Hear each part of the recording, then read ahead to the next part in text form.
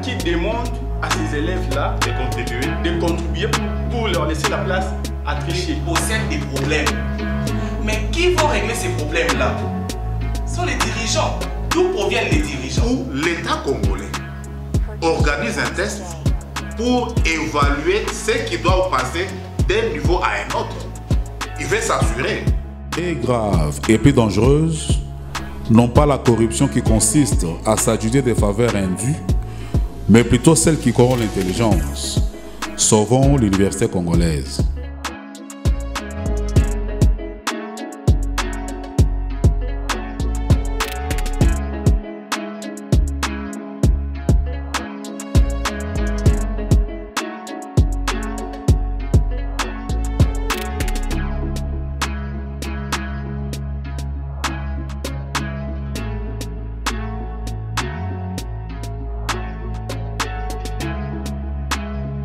Un tableau spécial pour un public spécial avec un thème aussi tout à fait spécial, l'université. Est-ce qu'autour de cette table, il y a quelqu'un qui n'a pas fait l'université? Jérémy, c'est votre cas? Ben? Non, c'est le cas. D'ailleurs, je suis étudiant à l'université de Kinshasa, bien que c'est anticipatif, mais suite à la petite provocation, nous devrions réagir par rapport à ça. Très bien, c'est ce que nous allons vérifier. On voudrait parler aujourd'hui de l'université au Congo. Bilan et perspective. En d'autres termes, la question que nous allons aborder, c'est celle d'évaluer l'importance et l'apport de l'université congolaise dans le développement du pays. L'intelligence est la première matière grise d'un peuple. Et l'université est le moule dans lequel cette intelligence est forgée. Nous allons essayer de voir aujourd'hui, 62 ans après l'indépendance, si réellement l'université congolaise, d'une manière globale, est à la hauteur des attentes et des défis sociétaux qui s'imposent au pays. Pour en parler, nous recevons sur ce plateau le conseil universitaire. Et nous informons que ce conseil est déjà implanté à Kinshasa, à l'UNIKIN et à l'UPEN, à l'INULU pour l'intérieur et à l'UNIKIS. Il y en a aussi, je crois, Monsieur le Président, c'est oui, Kananga. Et tout. Et même à l'UNIKIN, ici à Kinshasa, ce n'est pas fini. Oui. Parce qu'il y a aussi l'université catholique du Congo. Oui. Il y a l'UPC, oui. C'est déjà implanté. Oui. Mais dans les provinces aussi, oui. C'est aussi déjà implanté. Il y a l'exemple de l'UNILU, l'UNIKIS, et même en dehors du pays, à l'étranger, c'est déjà... Avec l'Église de Lorraine. Effectivement, en France. Quel est l'objectif que poursuit le conseil universitaire? Pourquoi vous avez voulu vous liguer en conseil? Et on vous appelle des conseillers. Vous voulez faire quoi? Effectivement, merci pour la question.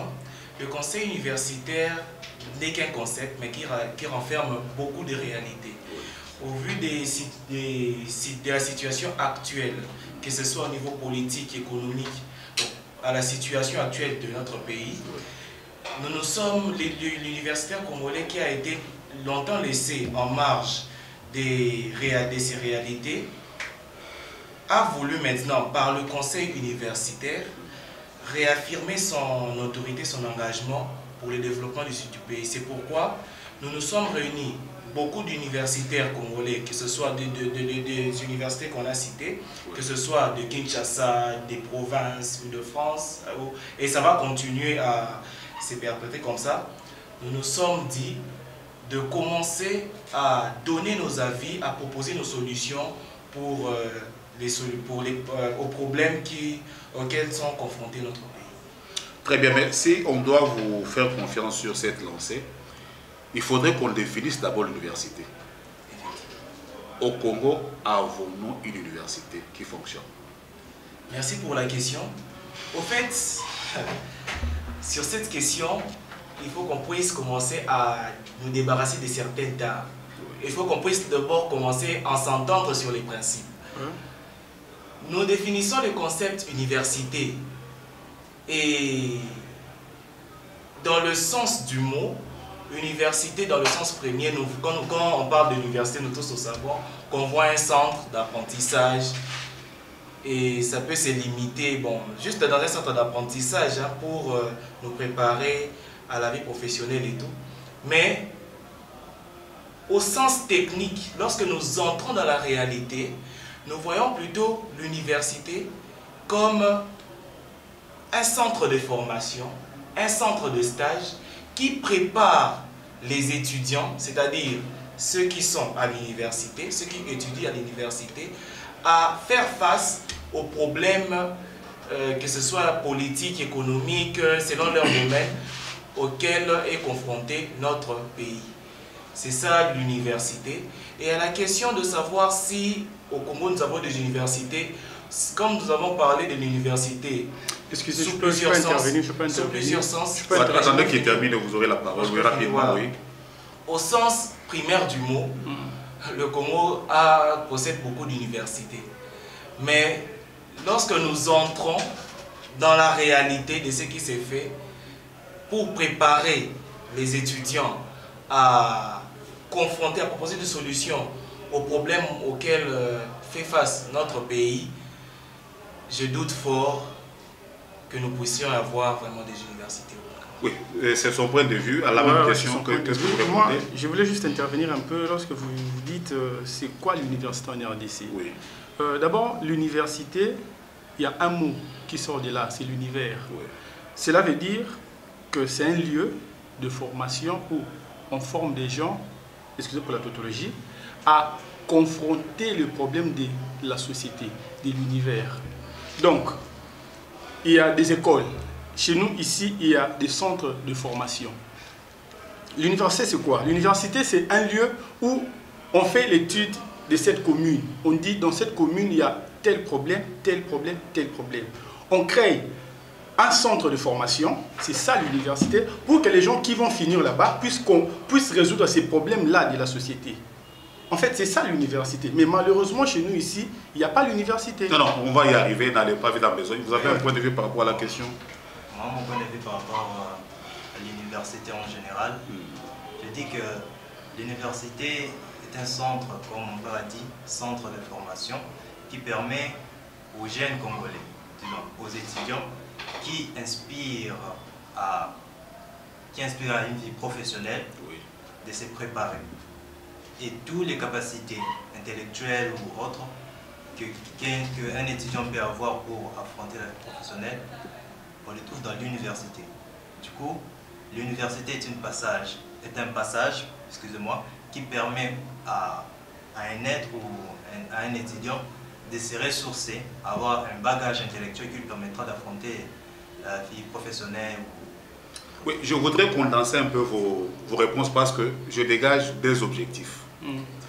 Vous parlez de l'apprentissage, de la formation pour la profession, ou l'apprentissage ou la formation pour affronter les problèmes sociaux. À ce moment-là, il devait s'établir un pont. Ça veut dire la nation congolaise, c'est une entité qui vit, qui a des difficultés, qui a des ambitions, des défis. Construire des routes, maintenir la paix, défendre les territoires, soigner les malades. Et le pays s'est dit, pour faire face à ces différents défis, il me faut un personnel. Et ce personnel, je le trouve à l'université. Et à ce moment-là, qui a la charge de former l'universitaire? Est-ce la famille qui doit dégager de l'argent pour l'universitaire, ou c'est l'État qui est consommateur de l'expertise qui doit le former? C'est pourquoi nous, merci pour la question. C'est cette question qui est vraiment pertinente. Au fait, quand nous avons défini l'université, nous avons défini sous deux aspects. Et vous verrez que, selon votre question, la définition de l'université selon le deuxième aspect rencontre votre question. Dans le sens où nous ne pouvons pas parler de l'université sans parler de l'État. Il y a l'État qui possède un territoire, qui possède une population, et chaque État, même les États-Unis d'Amérique ou même les pays les plus développés, possèdent des problèmes. Mais qui vont régler ces problèmes-là? Ce sont les dirigeants. D'où proviennent les dirigeants? Mais parce que les problèmes qui arrivent, souvent, ce ne sont pas des problèmes méconnus comme ça. Il y a des problèmes scientifiques, des problèmes juridiques, des problèmes sanitaires, comme vous l'avez évoqué. Mais ça ne sera pas, on ne va pas demander à n'importe qui pour venir régler ces problèmes.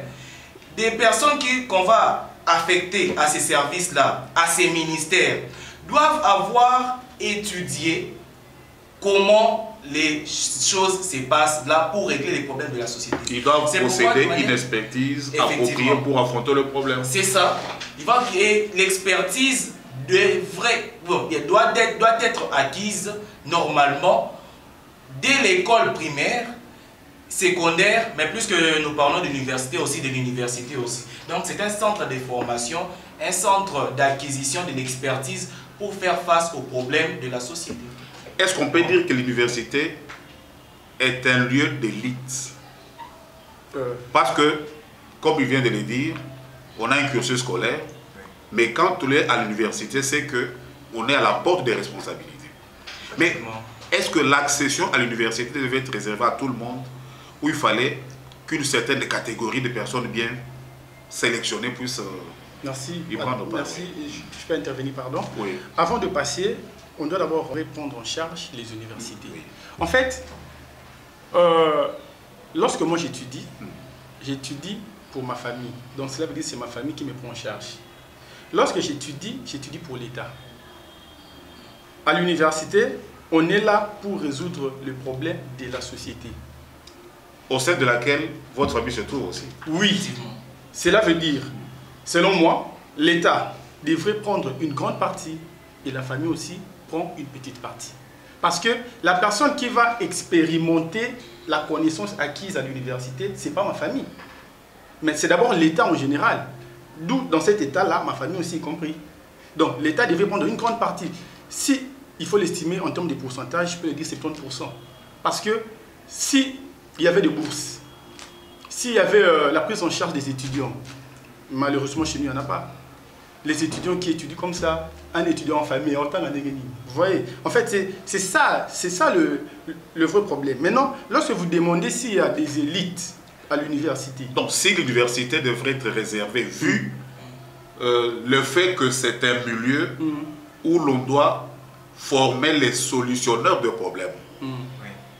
Est-ce que tout le monde devait venir à l'université ou il fallait la réserver à une catégorie d'élite déjà quand même qui se sont distingués quelque part? Là, c'est un problème qui est très complexe. Oui. Pourquoi? Lorsque vous demandez qu'il y ait des élites, qu'on fasse une sélection, oui. On va encore rentrer dans un niveau précédent. Cela veut dire au niveau humanitaire. Qu'est-ce qui se passe là-bas au niveau humanitaire? Si on se dit, bon, pour être à l'université, il faut avoir au minimum 70% à l'examen d'État. Aujourd'hui, notre examen d'État, c'est facteur chance. Tu travailles, la méritocratie n'existe plus. C'est un facteur chance. D'où il faut prier, il faut faire ceci pour avoir 70%. Donc là, la formation sera encore mise en évidence, mise en cause. Parce que le choix à ce niveau-là, ça va poser un problème. Si on rentre encore dans un niveau plus bas, au niveau primaire, oui. Nos enfants, comment est-ce qu'ils sont encadrés à l'école? Aujourd'hui, moi j'étais étonné en route, je revenais de la ville, j'ai rentré un enfant de 8 ans, 9 ans, qui dit à son ami, maman a donné à monsieur l'argent pour que je puisse passer. Un enfant de 9 ans, c'est déjà que non, si j'échoue, il y a de la corruption à la base. Oui, déjà à la base. Donc le problème de l'université, ce n'est pas seulement l'université, mais le problème est très complexe. Son soubassement. Il y a un soubassement vraiment élargi et complexe que si on commence à étudier ce problème-là, on va comprendre que l'université n'est que, je peux dire... La conséquence des désordres. Oui, des désordres bien définis en amont. Très bien. Effectivement, si je peux aussi... Bon, merci pour m'avoir laissé. Au fait, si je pouvais aussi ajouter quelque chose, c'est qu'on doit savoir d'abord en amont que dans le cycle d'apprentissage, dans toute notre vie, il y en a 3 ou plus ou moins 4. Il y a l'école maternelle, l'école primaire, l'école secondaire humanitaire, et puis bon, l'école secondaire qui a été supprimée. C'est maintenant l'école primaire un peu élargie, l'école humanitaire et puis l'école universitaire. Mais les problèmes auxquels feront face l'État plus tard ne sont pas les problèmes d'une seule personne, ne sont pas les problèmes d'une seule famille. D'où les problèmes on parle de l'État ici. Nous sommes en train de parler de l'État et non d'une seule personne. Et l'État, prenons l'exemple de l'État congolais, ça représente plus de 85 millions de personnes. Et vous pensez que pour régler ces problèmes-là, nous devons avoir des personnes qui ne sont pas bien formées? Non. L'université congolaise, ou bien l'université congolaise, ou soit l'université en général, comme pour répondre à votre question, devrait regrouper des élites qui vont régler des solutions et qui vont régler des problèmes qui dérangent notre pays. Si je pouvais très bien, rapidement. Et après lui, nous allons parler de filtres, parce que vous avez parlé d'un problème à 3 niveaux. L'école primaire, quand elle n'est pas bien organisée, on a des humanités qui posent problème, et l'université ne va que subir les conséquences. Constater des conséquences de l'impréparation à la base. Mais l'État a quand même des filtres, non? Nous avons les NAFEP, je crois, TENAFEP ou les NAFEP, où l'État congolais organise un test pour évaluer ce qui doit passer d'un niveau à un autre. Il veut s'assurer. Vous avez été dans plusieurs écoles, mais moi, l'État, qui va vous employer, qui a besoin de vous, je dois m'assurer que le passage, c'est bien fait. Et après ça, il y a aussi les examens d'État. Mais comment est-ce que ces 2 filtres n'aident pas l'État à pouvoir s'assurer de ce qu'il doit avoir à l'université? C'est ce que moi je voulais dire. L'important est que l'État fait déjà quelque chose. Il n'est pas à négliger. Il n'est pas à négliger, il fait déjà quelque chose. Le problème est que comment est-ce que les choses se font maintenant? Oui. Parce que quand ils mettent déjà en place un système pour orienter les gens, orienter les étudiants, c'est déjà bien. Oui. Mais le plus important maintenant, comment est-ce qu'ils procèdent pour que ce qu'ils font là soit efficace une fois l'étudiant arrive à l'université pour mieux se défendre et mieux se préparer. Donc vous voulez dire que les TENAFEP et les examens d'État se passent d'une certaine manière? Je n'ai pas dit ça. Là, moi j'ai des mots précis. J'ai des mots très précis. Il a peur de s'affirmer. Non, moi j'ai des mots précis. Oui. Moi je n'ai pas peur. Moi je n'ai jamais eu peur. Oui. Il faut dire ceci. Ces filtres-là, qu'est-ce qui s'est passé là-bas? Je prends un niveau un peu plus haut. L'examen d'État. C'est examen de l'État. Examen, oui. Examen de l'État. Ouais, c'est un examen de l'État. C'est l'État qui organise cet examen. Qui examine le... Oui. D'abord, les professeurs qui sont là pour composer l'examen, dès qu'ils finissent, ils font des captures. Ils rentrent à la maison et ils donnent d'abord à leurs élèves privés. Ça s'est fait. Aujourd'hui, ça s'est fait. C'est une chose qui est normale. Donc, et comment normal? Une chose qui est anormale au Congo, on le trouve normal. Excusez-moi. Oui. Et pendant l'examen, les surveillants, entre guillemets, les gens qui devaient surveiller... Que l'État placé pour s'assurer qu'on ne triche pas. C'est eux-mêmes qui demandent à ces élèves-là... De contribuer. De contribuer pour leur laisser la place à tricher. Au lieu que les surveillants surveillent les élèves, les surveillants surveillent les professeurs qui sont dehors. Et ils surveillent ceux qui peuvent venir déranger les élèves. Ouais. Les empêcher à tricher. Oui. Et une fois que... Donc, ce sont des facilitateurs de la tricherie. Ouais. Maintenant, à ce niveau-là, lorsque vous demandez les filtres, et je prends les examens d'État, je les mets à côté. Je prends maintenant la correction. Qu'est-ce qui se passe là-bas? Les écoles demandent l'argent de suivi aux élèves. 50 $, 100 $. Suivi, explique-nous, suivi comment? J'ai passé mon examen, j'attends le résultat. Qui va suivre? Mes parents vont suivre pour s'assurer que j'ai bien écrit mon nom? Non. Ou il y a un devoir particulier là-dessus? L'école doit faire le suivi pour s'assurer que tous ces élèves doivent réussir. Même s'ils n'avaient pas réussi. Oui. Même pendant les inscriptions, vous verrez une école qui vous écrit, excusez, 100% sûr. Ce n'est plus l'élève qui amène le 100% à l'école, mais c'est l'école qui donne le 100% aux élèves. L'élève vient recevoir un cadeau de 100%. Oui, donc le fait déjà d'être à l'école, dans cette école-là, je sais déjà qu'ici je vais réussir. Donc, passer un examen ou pas, je connais un cas, un élève, un ami, qui n'a fait qu'un jour de l'examen d'État, et les 3 jours, il s'est absenté, mais il a réussi aux examens d'État. Mais donc, le problème des filtres, ce n'est pas ça le plus grand problème. Le problème est que l'homme qui est au centre de la gestion de l'éducation, comment doit être cette personne-là? La personne doit même aller à l'enseignement primaire, secondaire, universitaire et avoir rien à manger. Un inspecteur qui vous surprend à l'école. Comme il vient, il vous dit, je n'ai pas de transport. Un inspecteur. Quelqu'un qui doit vous inspecter, mais oui. il quitte sa maison pour venir dépendre de vous. Mais maintenant, cette personne-là, une fois qu'il est devant un pot de vin, des suivis. Mais c'est un problème très sérieux. Donc on ne peut pas parler de l'université sans parler de base. De la base. Effectivement. Très bien, oui. D'où, pour rebondir sur ce que vous étiez en train de dire, nous allons déjà rappeler que lorsque nous avons pris la parole pour la dernière fois, nous avons démontré la nécessité de la sélection des élites pour accéder à l'université. C'est fondé. Donc c'est un troisième filtre. Oui, c'est un troisième filtre. Oui, ça se passe comment? On va aller de filtre en filtre, sans pourtant comprendre le problème. Mais le problème, ce n'est pas dans le concept. Nous disons filtre, oui. Mais est-ce que le concept reflète la réalité qui est cachée, que le concept en question est censé démontrer? Au Congo, non. Nous parlons de filtres ici, oui. Nous parlons de sélection, oui. Nous parlons d'examen d'État, oui. Mais quel est le fond? Est-ce que c'est vraiment un examen? Notre camarade l'a bien souligné. C'est qu'il y a la nécessité de sélectionner les élèves ou bien les personnes qui vont accéder à l'université.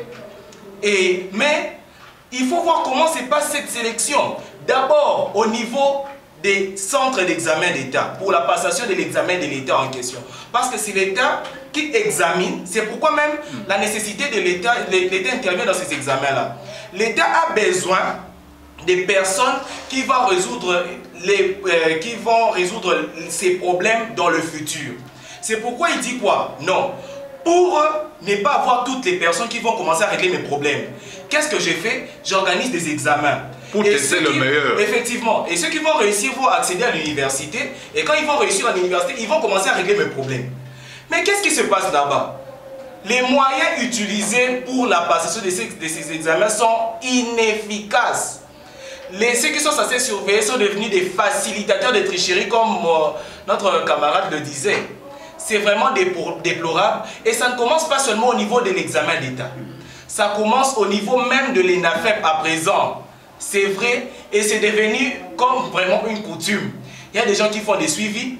Il y a des gens, comment vous voulez quelqu'un qui va résoudre les problèmes de l'État au futur, mais dans la salle d'examen, il est là, il ne fait que dormir et attend des messages qui vont lui envoyer, des gens qui vont lui envoyer des réponses.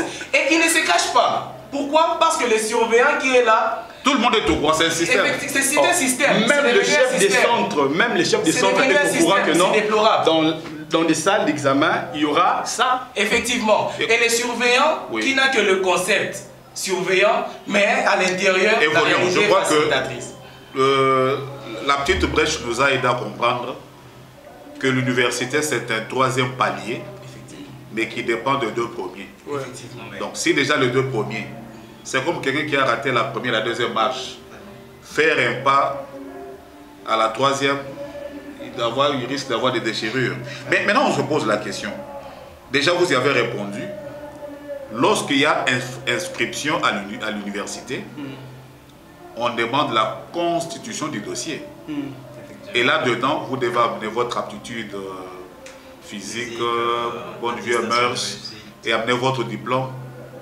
Même à ce niveau-là aussi, il y a aussi des problèmes. Ça ne peut pas aider à savoir qui vaut la peine, qui ne le vaut pas. Bonne vie et mœurs. Lorsque vous dites bonne vie et mœurs, aptitude physique, en fait, ce sont des examens qu'on doit faire.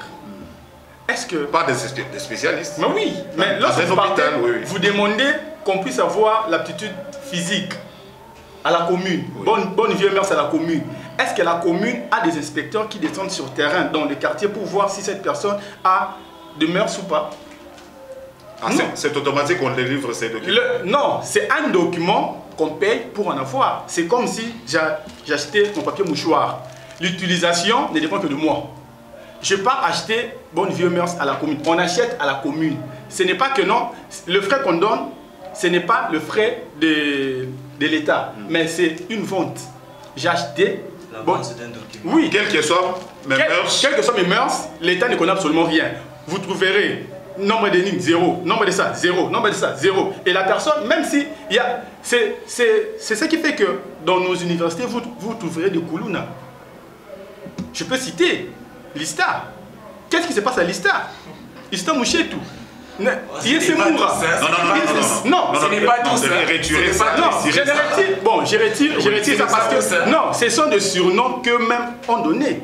Non, il ne faudra pas généraliser le cas. Non, je n'ai pas... Bon, excusez-moi. L'ISTA, c'est une grande institution que nous respectons. Mais c'est une réalité. Moi, je parle de la réalité. C'est une réalité ou pas? Oui, c'est une réalité.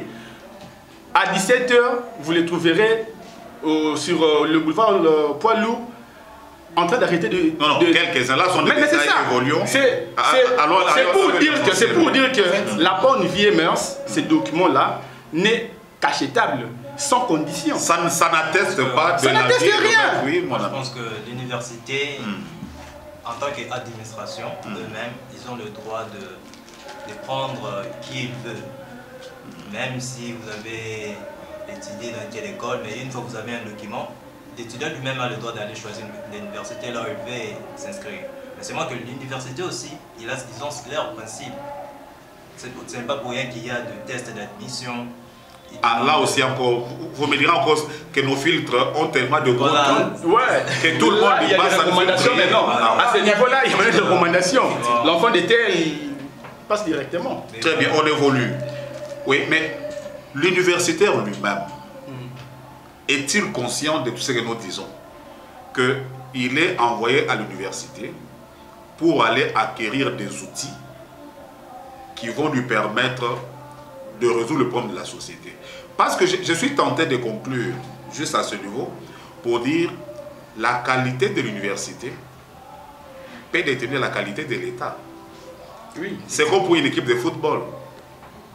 Un club qui veut remporter de grandes coupes mise sur la bonne sélection de joueurs. C'est pourquoi vous voyez des clubs qui achètent des joueurs à des millions parce qu'on veut s'assurer de la capacité de l'équipe. Mais lorsqu'on est allé acheter des aveugles, excusez-moi, je ne m'attaque pas à cette catégorie, pour une équipe de football, des sourds et des boiteux, et que vous construisez une équipe pareille, je crois que le Congo, semble-t-il, se spécialise dans cette sélection négative en détruisant lui-même les filtres qui pouvaient l'aider à s'assurer de la bonne qualité des études. Est-ce que l'universitaire lui-même est conscient? Quand vous le regardez, ne parlons plus de l'instruction, parlons de l'homme. Aujourd'hui, quand vous mettez un universitaire là, un universitaire, est-ce que vous sentez la conscience de quelqu'un qui est à la porte de la gouvernance de demain, qui sera ministre, qui sera député, qui sera ainsi de suite? Vous le sentez? Bon. À la cité, oui. Merci beaucoup. Au fait, je crois que nous sommes en train de parler des problèmes qui rongent non seulement l'université, mais l'universitaire congolais. Oui. Et à la question de savoir sur la conscience de l'universitaire congolais à présent, moi je ne pense pas. L'universitaire congolais n'a pas cette conscience-là. L'universitaire congolais ne sait pas qu'il est là pour acquérir des outils qui vont lui servir à régler des problèmes du pays. L'universitaire, dès qu'il arrive à l'université, son seul but, que j'ai mon diplôme de licence, c'est fini, à Longinae, c'est fini. Donc le seul objectif, comme vous l'avez dit, ce n'est que la collation. C'est un problème. Et moi j'aime beaucoup cette émission parce que nous voyons plus la réalité que les concepts. Et ce qui nous permet aussi de toiser les vrais problèmes du sujet, au lieu d'aller dans une gestion que j'appelle paracétamoliste. On donne juste des calmants à la population, mais sans entrer vraiment en détail. Les plus grands problèmes, comme nous l'avons dit, ça doit commencer dès la base. Pour régler les problèmes de l'université, ou même de l'université congolaise, tout doit commencer par le commencement. C'est-à-dire, quand vous avez déjà quelqu'un, vous savez, vous lui dites que non, pour réussir, vous devez donner à cet inspecteur ça, vous devez faire ceci. Et à l'université, ça se perpètre comme ça. C'est vrai, c'est une réalité malheureuse. Même à l'université, ça continue, les points financièrement transmissibles, jusqu'à aujourd'hui, ça se dit. Ça se dit. Donc, un étudiant qui sait que je ne dois pas travailler pour réussir, mais je dois faire ceci, faire cela, c'est un problème. Mao Tse-tung, pour le développement de la Chine, n'a pas commencé directement à diriger, à donner des lois. Non, il a commencé d'abord par l'instruction. Mao Tse-tung. Et actuellement en Chine, un élève, il y a un concours là qu'ils sont en train d'organiser pour voir comment ils sont en train de préparer l'avenir de cet État ou même le développement. Ils ont légiféré que un étudiant qui va tricher au courant de ce concours écopera non seulement des sanctions disciplinaires, mais même des sanctions pénales. 7 ans de prison. 7 ans de prison pour des sanctions qui sont privatives de liberté. Vous voyez maintenant, un étudiant comme ça, comment il va s'hasarder à aller tricher. Au contraire, il va travailler dur pour réussir. Au fait, ici, nous sommes en train de régler les problèmes de l'État. Si on veut faciliter toujours les gens à réussir et ne pas promouvoir l'élite, c'est ce qui fait que nous n'aurons pas un État solide. Bon, oui. je vais vous donner la parole s'il vous plaît. Donnez-moi juste quelques minutes. Cette partie, c'est un point très important. Oui. C'est qui un universitaire? Oui. Ça, c'est vraiment un point qu'on devrait même commencer par là. Oui. Il y a une différence entre une personne intelligente et une personne qui a la connaissance. Oui. Un universitaire, c'est une personne qui doit être intelligente. Cela veut dire, la connaissance, c'est tout ce qu'on apprend. L'architecture, les informations. tout ça, oui. Mais l'intelligence, c'est une capacité psychique qui permet à l'homme de trouver des solutions aux problèmes. Mais maintenant, qu'est-ce qui se passe chez nous? Ici, chez nous, on n'a plus besoin de l'intelligence, mais on a besoin que de la connaissance. Je vais à l'université, 1 plus 1 égale 2. Ça me suffit. Ça me suffit. L'histoire est une science qui étudie la maîtrise des définitions. Ça me suffit. Ça me suffit. Ouais. Mais dans la pratique maintenant, on n'entre pas dans cette connaissance pour en faire un outil de développement. Oui. Comment faire maintenant la connaissance un outil de développement? C'est là où ça pose un problème à l'université. L'université n'est RSC théorique. Trop théorique. Définisseur. Oui, c'est pour cela que vous verrez que ici en RDC, une personne qui a fait la mécanique est obligée d'aller dans un garage pour apprendre encore. Mais c'est un licencié en mécanique, mais vous le trouvez dans un garage pour apprendre. Vous apprenez encore quoi?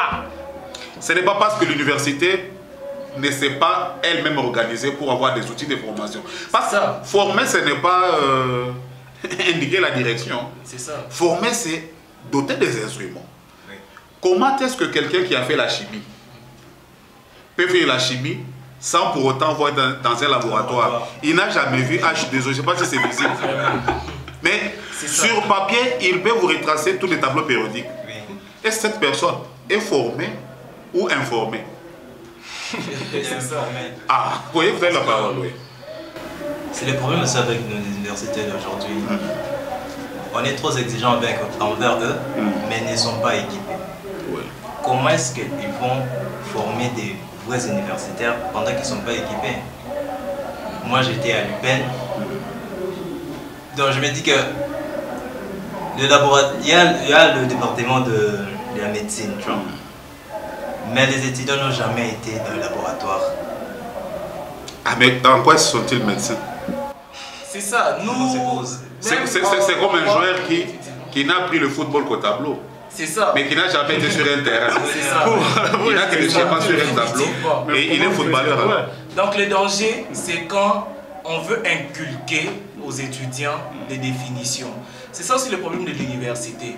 On se limite à apprendre des définitions, ce qui fait qu'il y a maintenant une certaine diffusion de l'instruction universitaire. C'est-à-dire, l'universitaire ne se retrouve pas, bien qu'il n'a pas conscience, mais les peu qui ont conscience voient, ah non, dans quel cas, j'ai fait que définir des concepts là-bas. Qu'est-ce que ça m'apporte? Et qu'est-ce qu'il fait? Il va maintenant chercher de gauche à droite comment avoir des connaissances comme ceux que vous avez évoqués, et notamment, oui, effectivement. Donc, on devrait aussi concilier la pratique et la théorie, mais c'est qu'il relève aussi, c'est une bonne chose, parce que dans les problèmes que nous avons pour l'université, nous ne critiquons pas juste pour critiquer, mais pour apporter des solutions. Ouais. Et en apportant des solutions, nous voyons que l'université a vraiment un problème de moyens qui nécessite vraiment un appui. Ce n'est pas seulement un problème de moyens. Il faut que l'État puisse nous définir un vrai système éducatif. Qu'est-ce qu'il ne fait pas cette formation? Qu'il fait des objectifs. Oui, on s'est dit, dans mon nouveau système éducatif, un licencié en mécanique ne sera pas là que pour réparer des voitures, mais pour fabriquer des voitures. Un licencié en Polytech peut fabriquer aujourd'hui un avion. Oui. Quel était le vice des objectifs? Mais dans notre système éducatif, on ne voit que l'information. L'information. On te passe l'information. Ça, c'est un téléphone. Mon téléphone, ça fonctionne comme ça, comme ça, comme ça. Oui, d'accord, j'ai fini. Et après, maintenant. Et pendant 60 ans, on ne fait que perpétrer la même information. Mais c'est ça, la même information. Vous trouverez même dans nos universités un professeur qui a un syllabus daté des 60. C'est pourquoi on dit que l'État congolais actuellement reflète l'image de l'université congolaise. Mais c'est ça. C'est ça. Quand vous voyez déjà, il y a des agronomes. Oui. Mais l'agriculture en RDC. Ça pose un problème. On a des étudiants en pétrole et gaz. Mais nous ne produisons pas de pétrole. C'est un point très capital. C'est la source même du développement de ces pays. L'agronomie. Qu'est-ce que l'État mise dans l'agronomie? Écoutez, allons précisément. Vous voulez dire que tout ce que l'État est en train de former, il ne fait que les informer, au point qu'ils ne savent pas transformer cette information en formation. Effectivement. Donc il y a un déficit d'expertise. Parce que nous l'avons dit, que l'université n'a d'importance que lorsqu'elle a de l'impact sur le social. Ça veut dire 85 millions de terres arables, on n'importe pas l'oignon. C'est ça. Je peux intervenir par même, il y a plusieurs. IBTP pendant longtemps, même pour poser un saut de mouton, il fallait que aux Chinois. Faculté des maths info. Oui. Aujourd'hui, nous parlons du numérique. On a des facultés de maths info dans plusieurs universités. Mais dites-moi, quel secteur est numérisé ici en RDC? Il y a plusieurs... on a encore plusieurs défis à relever. Et surtout pour les universitaires, qu'ils puissent prendre conscience qui ne sont pas là juste pour leur diplôme, qui ne sont pas là juste pour la collation, mais qu'ils sont là pour régler, pour s'outiller et régler les problèmes sociaux auxquels fait face notre État. Tout à l'heure, on a parlé de la conscience. Oui. Bien sûr, l'université n'a pas peut-être de moyens pour mieux former, ou l'État n'équipe pas, mais l'universitaire lui-même... Il peut se former lui-même. Il peut se former. Il y a l'auto-formation qui existe. Dès lors que tu es conscient de ce que tu veux être, de ce que tu peux apporter à l'État, tu peux te former toi-même. La diffusion de l'instruction universitaire, oui, ça existe. On peut se former soi-même. Surtout qu'avec l'Internet, toutes les connaissances sont des connaissances, oui. Moi, je peux intervenir, mais j'aimerais que vous puissiez me rebondir par la question que vous avez posée. J'ai perdu un peu l'idée. Je parlais du pont. L'université égale expertise pour développer la société. 85 millions de terres arables, beaucoup de facultés d'agronomie, mais le Congolais meurt de faim. Les services de l'état civil. Vous avez des cours d'eau qui vous débordent et qui vous tuent des gens. Vous avez beaucoup de chimie ici, mais les Congolais boivent de l'eau impropre. C'est ces contrastes-là. Nous avons tout, mais on ne sait pas les transformer faute d'expertise. Mais si l'université ne produit pas l'expertise, elle sert à quoi? Par là, je peux commencer d'abord un peu plus bas. Oui. En fait, l'université, c'est un lieu où on apprend à résoudre les problèmes de la société. Oui. Je reviens dans notre pays. Quels sont les différents problèmes de la société? Et quelles sont les facultés qui sont à l'université? Oui. Vous trouverez le droit, oui. Vous trouverez l'économie, oui. Vous trouverez la médecine, oui. Vous trouverez l'informatique, où il y a beaucoup plus d'étudiants. Oui. Or, notre problème, c'est la famine. C'est la famine, c'est l'agriculture, la pêche, l'élevage. Même les problèmes de droit. L'accès à l'eau. Non. L'électricité. L'accès à l'eau, l'électricité. Est-ce que l'État met de moyens pour ces facultés-là? Et ces facultés sont attractives. C'est ça. Aujourd'hui, en RDC, tout le monde veut faire deux choses. Tout le monde veut être politologue, politicien. Avocat. Non, tout le monde veut être politicien et pasteur. Oui. Pourquoi? C'est la facilité. Là où il y a une facilité, c'est là où il y a le Congolais. Là où il y a une facilité, le Congolais va regarder à 1000. C'est que notre équipe est au Zambongo. 1000 personnes va aller au Zambongo. Mais lorsque vous leur dites, venez, préparons l'argent dans 10 ans, personne ne viendra. Il y a Aligny Lamba, mais ça Alia. Attends, au long université, où est ça Bila? Mais c'est ça le plus grand problème. Un Congolais qui dit un licencié en cordonnerie, un cordonnier. Mais aujourd'hui, nous ne voulons pas griffe qui fait la fierté de notre pays. C'est un cordonnier. Donc, qu'est-ce que la RDC propose comme faculté aux universités pour résoudre le problème de la société? C'est ça d'abord le plus grand problème. Donc nous avons une formation cosmétique. Mais oui! Tout le monde veut être en veste comme notre ami. Oui, tout le monde veut être médecin, tout le monde veut être journaliste, tout le monde veut être économiste. Mais tout le monde veut manger, mais on ne veut pas travailler pour trouver la nourriture. Très bien, l'État doit faire la promotion de ces problèmes. Mais, excusez, j'ai dit ceci. L'université ne sert qu'à résoudre les problèmes de la société. On ne peut pas copier les autres parce qu'eux ont ces facultés-là par rapport à leurs problèmes. Notre problème ici, c'est quoi? Le ventre. C'est le ventre. Commencez par là. Oui, commencez par là. Former les gens à trouver la solution à ce problème-là. Donc on devrait avoir une grande université d'agronomie. Oui. Effectivement. Peut-être une grande université de pêche. C'est ça. Oui. Oui, oui. Ce sont des problèmes qui sont... C'est nos problèmes. Ce sont nos problèmes. Le pétrole, le gaz, le minerai, la transformation. Mais malheureusement, le droit vient après. Le droit, pourquoi le droit vient après? J'ai dit que tu as le droit. N'engageons pas un débat sur la guerre des disciplines. Mais moi, je parle de nos problèmes. De nos problèmes à nous. Ce sont des problèmes primaires qu'on ne peut pas les nier. Bon, nous chutons vu le temps qui nous a été imparti. Je sais que c'est une émission passionnante. On ne sera pas tout abordé aujourd'hui, mais j'aimerais que nous puissions résumer. L'université congolaise, en un mot, est-elle compatible avec le Congo ou c'est une université extravertie? La compatibilité avec le Congo, oui. Avec le Congo actuel, moi je dirais oui. Pourquoi? Parce qu'avec le Congo actuel, oui. Mais le Congo qu'on espère, avec le Congo qu'on espère, oui. Avec le Congo qu'on espère, parce qu'on espère un Congo développé, un Congo avec des nouvelles structures, un nouveau Congo. Avec un Congo développé, un Congo intelligent. Oui, avec un Congo intelligent, cette université n'est pas compatible. Et elle est vraiment extravertie.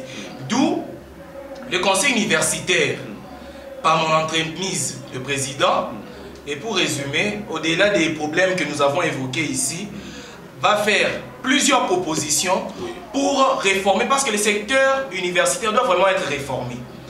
Nous devons réformer le secteur universitaire et c'est pourquoi nous proposons déjà des solutions, notamment l'efficacité des moyens, parce que les moyens en question existent déjà, des filtrages. Renforcer le filtre. Effectivement. Et la FEP. Et l'examen d'État et même les tests d'admission au sein de l'université. Les dossiers d'inscription. Oui, les dossiers d'inscription et tout ça. Et aussi même au sein de l'université, il faut renforcer les moyens pour que ce soit efficace. Là, c'est la première des choses. La deuxième des choses, les moyens financiers. Vraiment, le conseil universitaire a analysé parce que tout ce qui se passe comme problème financier est en train de retomber sur nous universitaires. Pourquoi? Parce que lorsqu'on ne paye pas bien les professeurs, c'est l'occasion des grèves. Comme vous le savez actuellement, l'UNIKIN est en grève. L'UNIKIN est en grève. Et tout ça, ça pose problème sur la qualité de l'enseignement, même sur le niveau d'un universitaire. C'est un problème majeur qu'on ne doit pas laisser. Dans ce cadre-là, nous avons vu que l'université, comme partout, d'ailleurs ça se fait déjà partout ailleurs, ne doit pas être comme un secteur centralisé sous la tutelle. Moi je pense que l'aspect économique ne doit pas être laissé sous la tutelle du ministre de l'ESU ou quoi. Nous proposons, pour éradiquer totalement ce problème de grève, que le budget, que l'université d'abord congolaise commence à avoir un budget automatique. Donc un budget automatique. Vous voulez que vous prônez l'indépendance économique de l'université. Effectivement. Donc, que des lignes budgétaires soient directement votées par le Parlement. Effectivement, oui. Et que l'université touche son argent à la Banque centrale. Effectivement. Sans passer par les politiques. Parce que l'université produit des recettes. Oui. Oui, parce que les étudiants payent chaque année. que ce soit les frais d'inscription, commençant par les frais d'inscription, les frais académiques, ou les frais d'enrôlement et n'importe quel autre frais. Les frais produits, l'université produit des recettes. Qu'un budget soit prévu au niveau déjà même de l'Assemblée nationale avec la loi des finances. La loi que la loi des finances puisse prévoir déjà un budget constant, autonome pour le déroulement des activités de l'université. Ça va épargner. D'abord, ça va sécuriser les ministres de tutelle. Parce que les ministres sont toujours tentés, nous le savons. Ne parlons pas de l'actuel, mais les ministres sont toujours tentés lorsque c'est en leur possession avec certaines pratiques et ensuite ils seront, on va les voir quelque part. Donc, ça va non seulement les sécuriser, mais éviter de sorte qu'il y ait des grèves à répétition qui vraiment diminuent la qualité de l'enseignement. Et à part ça, il y a encore plusieurs autres propositions, mais comme l'État est imparti, nous avons laissé la parole aux autres camarades pour s'exprimer. Mais en résumé, c'est ça. Pour que nous puissions avoir un État congolais développé et intelligent, tout doit commencer de la base. Nous devons éviter à donner des solutions superficielles aux problèmes qui ont vraiment touché racine, qui ont vraiment pris de racine dans notre État. Donc, nous devons lutter, trouver des vrais problèmes comme nous avons fait ici. Et ces solutions que nous proposons ne sont pas des solutions paracétamolistes. Très bien, rapidement, en une minute. L'université congolaise, dire que l'université était compatible avec les Congo, moi je dirais oui, parce que déjà, si vous regardez très bien dans le cursus d'un universitaire congolais, on dit que pour être licencié au Congo, il faut passer 5 ans à l'université. Mais à l'intérieur de 5 ans là, vous avez remarqué que l'étudiant ne fait pas 5 ans. Il y a des années où il n'étudie pas, il y a des moments où il doit partir à l'école, il y a des moments où il y a grève, il y a tout ça. Donc, la qualité de la bonne personne que l'État est en train de rechercher, ça se diminue. Donc, on doit revoir notre système éducatif, surtout au niveau supérieur, pour permettre à la RDC et au Congo tout entier d'avoir des hommes et des femmes capables de défendre dans les années à venir. Très bien. Bon, moi pour finir, vous m'excuserez, je dirais un mot. Si l'État sabote l'université en RDC... si l'État sabote son université. Oui, la RDC d'ici 10 ans demandera encore une indépendance. Parce qu'on sera dépendant des autres. On manquera des professeurs, on manquera à qui se ressourcer. Et c'est ce qui fera qu'on sera obligé d'importer des professeurs d'ailleurs. Une fois que ces professeurs viendront ici en RDC, ils vont nous apporter leur culture. Et en mettant leur culture en place, ça va bloquer notre développement. On sera obligé de dépendre des autres pays. Il est temps de libérer ce pays. Il est temps de former l'homme congolais selon le Congo. Il est temps de parler du Congo et non du Congolais. Parce que le Congolais va passer, mais le Congo va rester. On a vu que pour l'avenir, qu'est-ce que nous allons donner à nos enfants? Quel type de Congo? Un Congo où l'éducation est bafouée? Là, moi je demanderai juste au président de la République, il est temps de prendre ce pays en main et d'imposer un système éducatif convenable aux Congolais. Merci. Très bien. Nous mettons point par ici du conseil universitaire et nous remercions le président. Merci. Nous l'avons accompagné, mais prochainement, je crois qu'il sera seul avec ses camarades. Effectivement. Ils étaient nombreux et juste que l'emploi du temps leur a posé problème. Nous saluons tous nos camarades de Kisangani, de Kananga, de Goma, de Lorraine en France et tous ceux qui veulent s'ajouter à ces grands plateaux et à ces grands mouvements scientifiques pour l'avenir du Congo. Bongaï Télévision a une seule mission. C'est d'aider à redéfinir l'homme congolais. Et l'homme congolais, je crois qu'on le trouve par excellence aussi à l'université. C'est ainsi que le conseil universitaire est là chaque fois pour rappeler à l'homme congolais, à l'universitaire congolais, la responsabilité que lui incombe en tant que lumière qui doit éclairer le Congolais et l'aider à avancer. Un vaisseau dans deux routes, c'est bien. Dans des immeubles, c'est bien. Mais investir dans l'homme, c'est bon. Et c'est mieux. C'est ainsi que notre credo, apprendre, comprendre et défendre, a été à l'œuvre aujourd'hui. Nous avons appris que l'université congolaise est incompatible avec le besoin social du Congo. Nous avons compris que le défi pour la redéfinition de l'université passe par son autonomie financière, passe également par le recadrage de l'outil de la formation afin que nous ne puissions pas seulement nous borner à l'information, mais que nous passions réellement à la formation afin que celui qui sortira de nos universités soit capable d'affronter le problème du pays et de nous conduire. Défendre, c'est le travail de nous tous. Les excellences, le député, les institutions. Excellence, Monsieur le Président de la République, le professeur, pensons à la qualité de ce que nous sommes en train de constituer comme université, parce que notre développement et notre maintien en tant que nation en dépend. Merci, bonsoir, chef. Merci.